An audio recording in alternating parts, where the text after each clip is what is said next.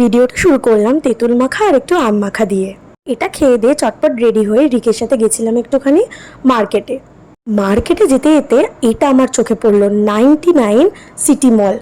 আমি তো ভাবতেই পারছি না যে এর ভেতরে যা যা জিনিস আছে সব কি 99। এরকম অনেক স্ক্যাম হয় কি 99 বলেও ভেতরে 99-এর বেশিও দাম থাকে। তো চলো পুরো ভিডিওটা দেখতে থাকো জানার জন্যে। তো আমরা তো চলে এসেছি, ঘোরাঘুরি করে দেখছি প্রচুর জিনিস আছে। গিফটস দেওয়ার জিনিস আছে, স্টিলের সব রকমের জিনিস আছে, সুন্দর সুন্দর বটেল আছে, সফট টয়েস অব্দি আছে, ঘরের নানা রকমের জিনিস আছে, ঘড়ি অব্দি আছে, মেকআপেরও অনেক জিনিস আছে। যতটা সম্ভব হয়েছে ততটাই তোমাদেরকে ক্যাপচার করে দেখাতে পেরেছি, তোমরা দেখতে পাবে। এখান থেকে আমি অনেক জিনিস কিনেছিলাম। আরে হ্যাঁ, সত্যি এই সব জিনিস 99। তবে তোমাদের মনে হতে পারে যে এই একটা বাটির দাম হয়তো 99। না না, একদমই না।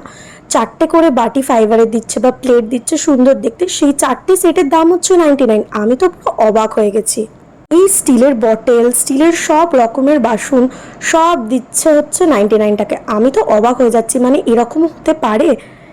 এটা কিন্তু আমাদের কলকাতায় নেই, এটা ছিল আমার মামার বাড়িতে, বরগাছিয়া বলে একটা জায়গাতে।